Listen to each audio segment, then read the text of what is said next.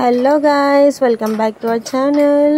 So మేమైతే మా బాబుకి రౌండ్ తీసుకొని వెళ్తున్నాము. రౌండ్ అంటే ఏదో బైకో కారో కాదండి.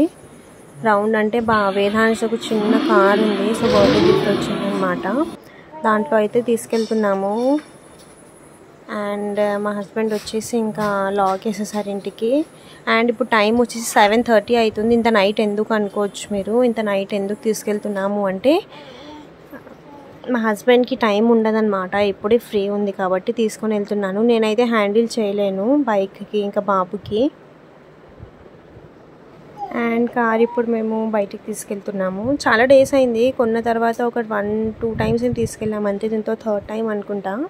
సో ఇక్కడ చిన్న చిన్న స్టెప్స్ ఉండడం వల్ల ఇది రిమోట్తో దిగట్లేదు. సో ఇంకా మేమే ఇంకా చేతితో దింపేసామన్నమాట కార్కి. అండ్ ఇంకా వేదాంశి కూర్చోపెట్టేసాము. అసలు ఎంత ఎగ్జైటెడ్ అయ్యాడో. ఇంట్లో కూర్చోపెట్టినప్పుడు అయితే అంత ఎగ్జైటెడ్ అవ్వడు. ఇంకా దిగిపోతాడు. దిగుతా అని చెప్పి ఏడుస్తాడు. ఇంకా బయట కదా కొంచెం వెదర్ ఎయిర్ వస్తూ ఉంటుంది, అందరు చూస్తూ ఉంటారు కదా పిల్లలకి. సో వాళ్ళకి కొంచెం హ్యాపీగా అనిపిస్తుంది అనమాట. అండ్ ఫర్ బెస్ట్ అడ్వైస్ ఒకటి చెప్తున్నానండి. మీకు కరెక్ట్ అనిపించవచ్చు, అనిపించకపోవచ్చు, కానీ as my advice as a మదర్గా నేను చెప్తున్నాను. పిల్లలకి మాత్రం బయటికి తీసుకొచ్చేటప్పుడు మాత్రం ఓడోమాస్ లేకపోతే మస్కిటో స్టిక్కర్స్ అప్లై చేసి తీసుకురండి.